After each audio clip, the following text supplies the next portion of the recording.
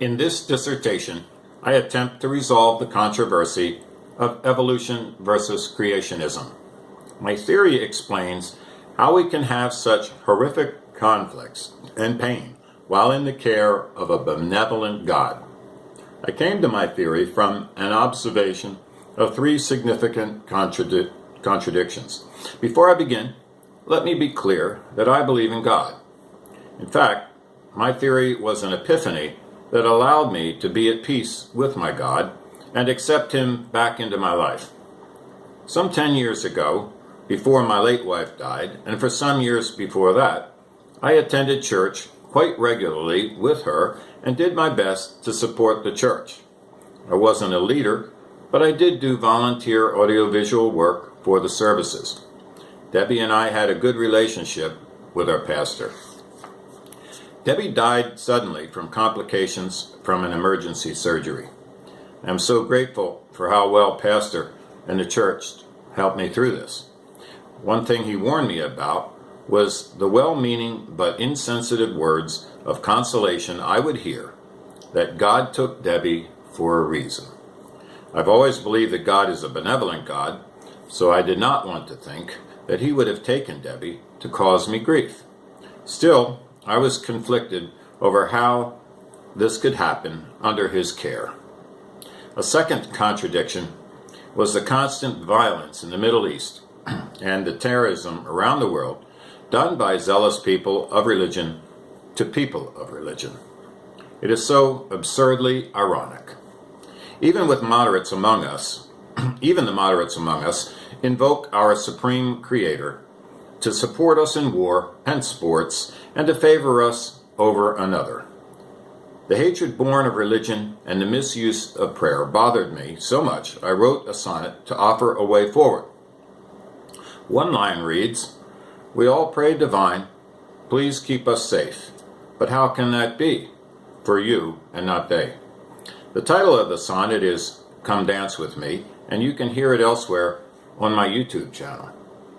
My third observation was the very debate that was raging once again between conservative evangelicals and science a few years back regarding evolution and creationism. I am a man of science and observation, so evolution is evident and logical to me. But the early formation of the earth and the early formation of life on earth is so beyond my ability to attribute to chance that I believe God had a role in it. My struggle with these contradictions led me to my epiphany. That epiphany is this: God created evolution. And the 7 days of creation is a parable for the 7 billion years evolution took to make this universe. When one considers that evolution is a process of improvement and that God would like us all to be better, we realize that these beliefs are not in conflict. Darwin's theory for evolution of life is a concept for constant adaptation by a process of survival of the fittest. I take this a step further. God's evolution is a process for strengthening and educating mankind.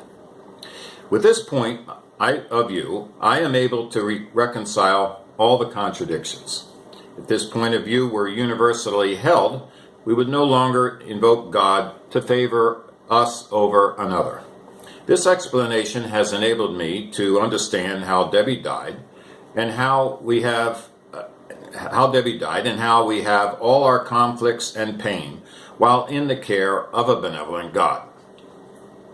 With this point of view, I am able to see that God did not take Debbie to punish her or me, and God does not take sides in war or religion or social conflicts, and certainly not in a sports event. Here is how that can be. I believe God created this complex system of evolution to run its course on its own, except for occasional miracles, when this ship called Earth strays too far off the course He intends.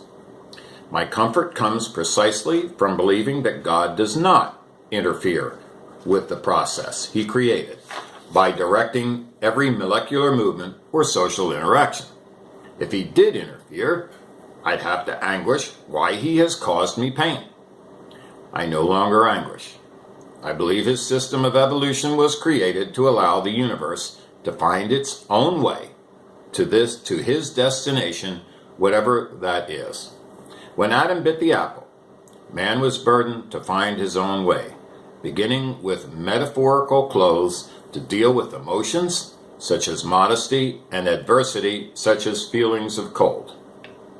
From molecular movements to social interactions, the constant changes make life interesting but challenging and will sometimes take us ill or make someone else ill. When Debbie fell ill, I was left to cope with that. I could withdraw and wither or gain strength from the comfort of my friends and family and realize that I can deal with adversity and learn from it and be stronger. Pain and suffering can make us wither or make us better.